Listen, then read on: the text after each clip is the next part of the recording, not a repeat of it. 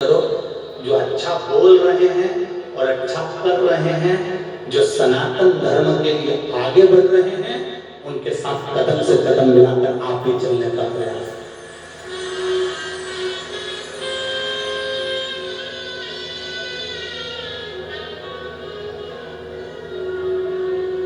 आप भी उनके साथ सनातन धर्म के साथ कदम से कदम मिलाने कर चलने का प्रयास करें।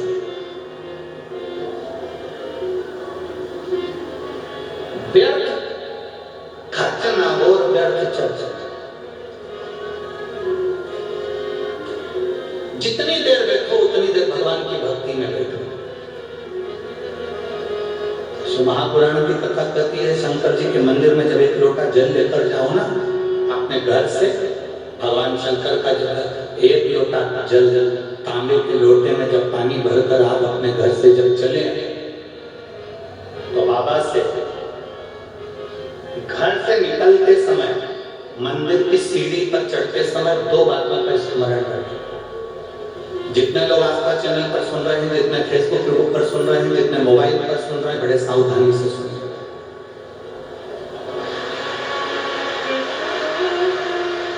दो बातें हैं, एक मंदिर से चलो, घर से चलो तब एक बात कहना है, और मंदिर में, मंदिर की दहली पर, मंदिर की सीढ़ी पर, मंदिर की चौखट पर, मंदिर के अंदर प्रवेश करो तब एक बात है। दो बात।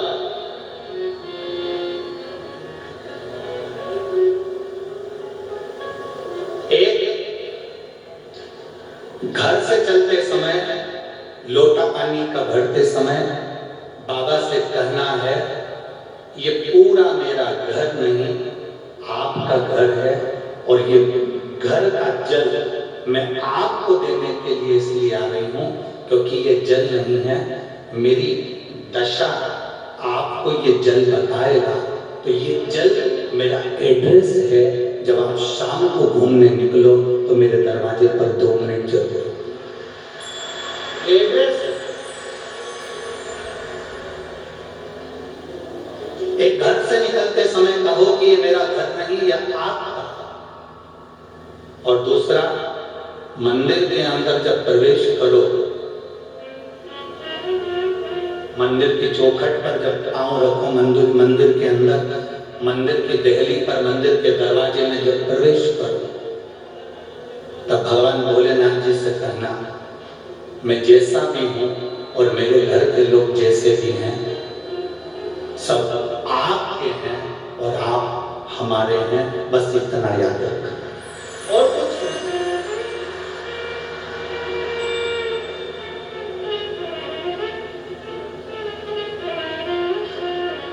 और मैंने तेरे ही भरोसे बाबा, तेरे ही भरोसे हवा उड़ती जाऊंगी, बाबा डोर हटो शर्मिला कड़ी जाऊंगी, भोले मैं तेरी भक्तन, शंभो मैं तेरी भक्तन, हवा उड़ती जाऊंगी, बाबा डोर हटो शर्मिला कड़ी जाऊंगी, भोले मैं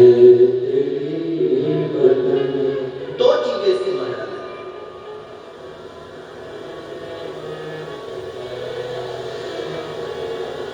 जब हम फ्लाइट में सफर कर रहे थे भोपाल से, जब दिल्ली आए,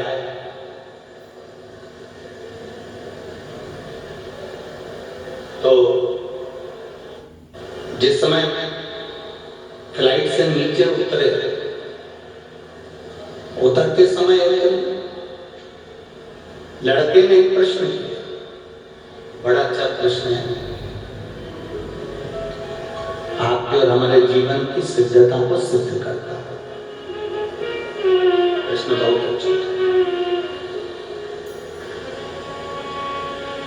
उस लड़के ने प्रश्न किया,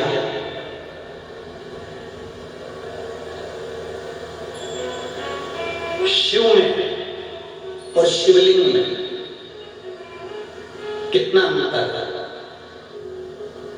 दिल्ली में कोई विवेक बिहार का वो लड़का था जिसने वो प्रश्न किया, और हमने उस बच्चे से कहा था कि अगर बन सके तो पहले दिन की कथा जरूर सुनना। उस कथा में हम वर्णन करेंगे कि शिव में और शिवलिंग में कितना अंतर है। घर के अंदर भगवान शंकर की मूर्ति नहीं रखा थी, घर के अंदर भगवान शंकर का शिवलिंग रखा था। आप लोगों के घर में क्या है? जम के बोलो जरा। शिवलिंग है, मूर्ति में है और शिवलिंग में है अंतर।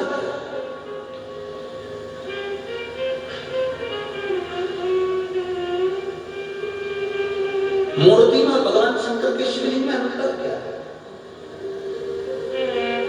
सबसे पहला अंतर तो आप अगर देखेंगे तो रावण का चरित्र उठाकर देखिए कि शिवजी में और शिवलिंग में क्या अंतर है। रावण भगवान शंकर के कैलाश धाम को शंकर जी के समेत उठा लेता है।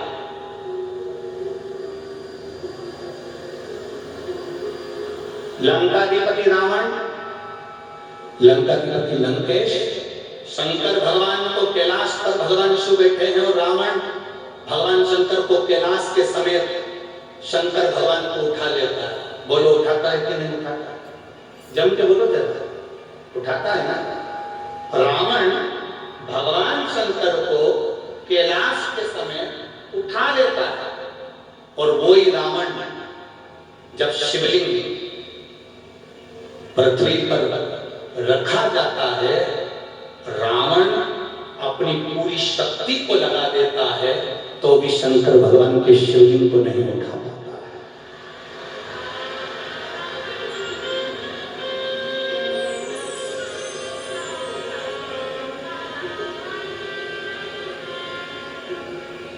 शिवलिंग नहीं उठा पाए, भगवान शंकर के शिवलिंग को नहीं उठा पा रहा,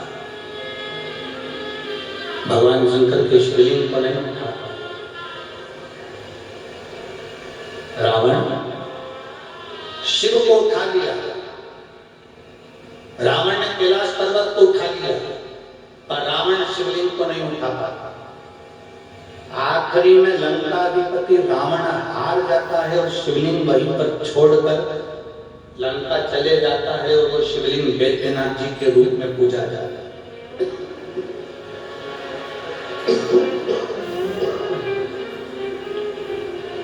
अंत में वो शिवलिंग बैद्यनाथ जी के रूप में पूजा करता है।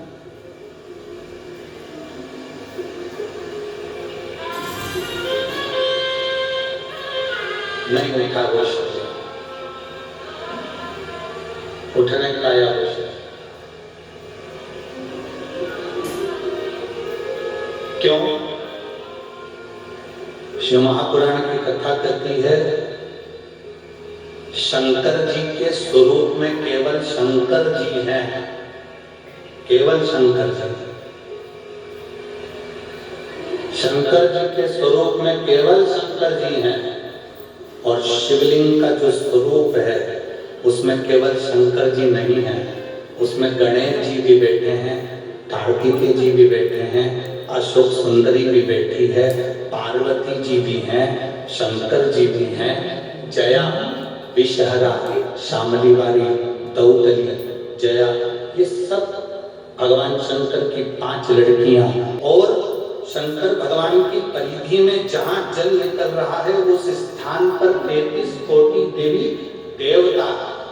शंकर जी के स्वरूप में केवल शंकर अकेले हैं, पर शंकर जी के शिवलिंग में 33 कोटि देवी देवताओं का बल होता है, इसलिए उतर नहीं पाता।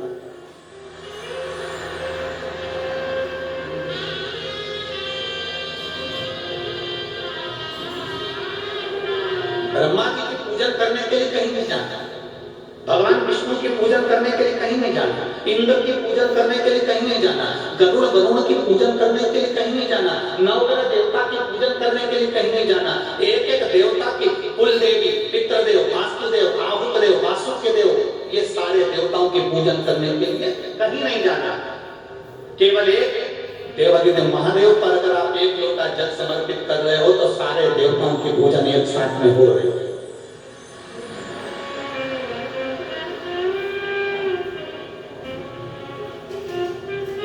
शिव को उठाना सरल है पर शिवलिंग को उठाना कठिन। और दूसरा प्रसंग आया, आप लोग वृंदावन के नजदीक में रहते हैं, गोवर्धन बाबा के नजदीक में आप निवास करते हैं। राजा कंस, जिस कंस ने अपना उपद्रव मचाया, जिस कंस ने सब कुछ अपना बना लिया, जिस कंस ने अपनी बहन को कारागार में डाल दिया, जिस कंस ने अपने दामाद को कारागार में डाल दिया, जो कंस भगवान कृष्ण का द्रोही बन गया, वो कंस महेंद्र पर्वत पर जाता था, जिस जगह पर भगवान परशुराम बैठकर तप साधना करते हैं। कंस परशुराम भगवान को पर्वत के साथ में उठा लेता और कंस, वो राजा कंस महेंद्र पर्वत पर परशुराम भगवान को महेंद्र पर्वत के समय उठा लेता है, महेंद्र पर्वत के समय। और एक दिन कंस आया और परशुराम भगवान महेंद्र पर्वत पर बैठकर तप साधना कर रहे थे और कंस उनको उठाने वाला। पर्वत उठता नहीं। कंस जब भी महेंद्र पर्वत पर जाता था परशुराम भगवान को पर्वत के समय उठा लेता था, पर आज पर्वत उठा। कंस ने हेड़ी से चोटी तक का बल लगा दिया पर वो महेंद्र पर्वत नहीं उठा और ना परशुराम भगवान उठे।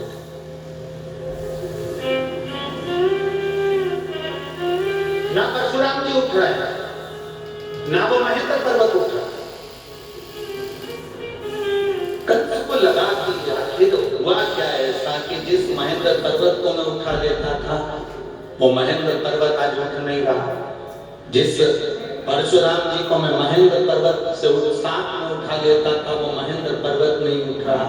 आखिर बात क्या? कंस की बुद्धि में ये बैठ नहीं पाया कि आखिर हो क्या रहा। रावण को भी यह सुध में था, मैं जब कैलाश पर्वत उठा सकता हूँ, मैं जब शंकर भगवान को उठा सकता हूँ, पार्वती जी को उठा सकता हूँ, मैं गंगा की धार को उठा सकता हूँ, मैं नंदीश्वर को उठा सकता हूँ, तो फिर ये शिवलिंग क्या लगता है? शिवलिंग को उठाने में मेरा क्या था?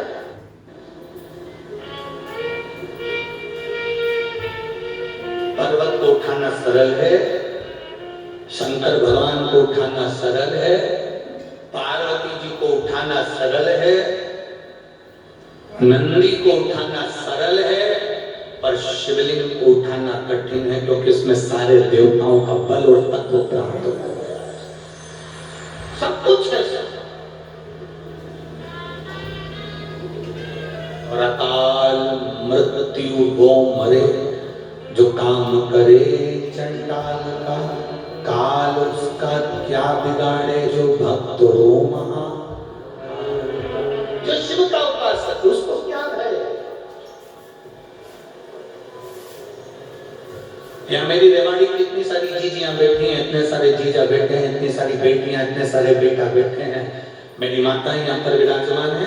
मैं उनसे पूछना चाहूंगा, कभी आपने किसी भी संत को, साधु को, सन्यासी को, तपस्वी को, देवता को, देवी को शंकर भगवान के स्वरूप की पूजन करते हुए नहीं देखा होगा? आपने जिसको भी देखा होगा शिवलिंग की पूजन करते देखा होगा। आपने किसी देवी देवता को शंकर के स्वरूप की पूजन करते हुए नहीं देखा होगा। आपने देखा होगा तो शिवलिंग की पूजन करते देखा।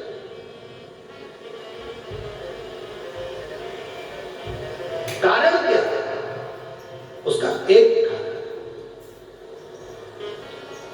प्रदोष, शिवरात्रि, सोमवार की अष्टमी। प्रदोष भी हर महीने आती है, शिवरात्रि भी हर महीने आती है, सोमवार भी हर महीने 2, 3, 4, 5 पड़ी जाती है। सोमवार की अष्टमी जरूर साल भर में 4 या 5 आती है। सोमवार, प्रदोष, शिवरात्रि, सोमवार की अष्टमी, ये वो तिथियां हैं, ये वो वार है। अगर कोई भूल से भी शंकर भगवान के शिवलिंग का निर्माण करता है या अपने घर में रखे हुए शिवलिंग पर शमी पत्र को समर्पित कर देता है, तो जिंदगी में उसका बाल नाम का हो ही नहीं सकता है। प्रदोष के शमी पत्र में बल होता है, प्रदोष के शमी पत्र।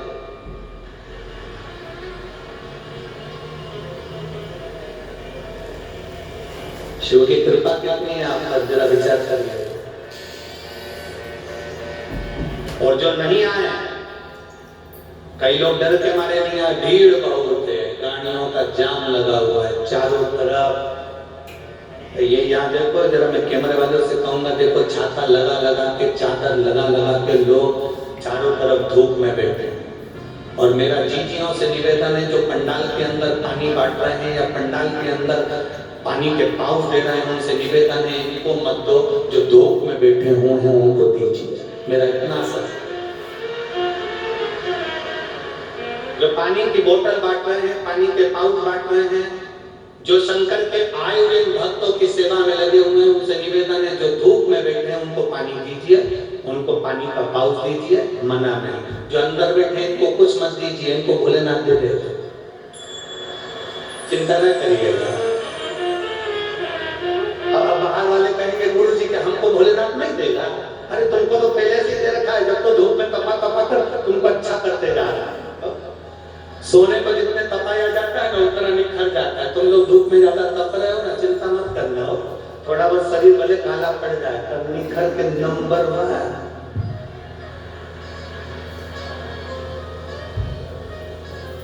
भोलेनाथ ब्यूटीफुल, एकदम जोरदार शिव तत्व की प्राप्ति।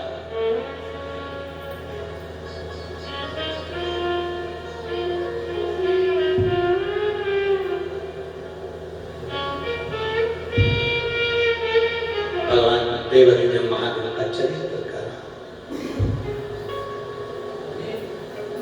और कबहु चूके ना, कबहु चूके ना, कबहु चूके ना, कबहु चूके ना, कबहु चूके ना कोई तेरा काम रे, बजले गोरापति को चूके ना कोई तेरा काम रे, गोरापति को बजले गोरापति, कबहु चूके ना, कबहु चूके ना, कबहु चूके ना, कबहु चूके ना, कबहु चूके ना कोई तेरा काम रे, बजले गौरापति को चूके ना कोई तेरा काम रे, बजले गौरापति को। सबको दोनों हाथों से ताली से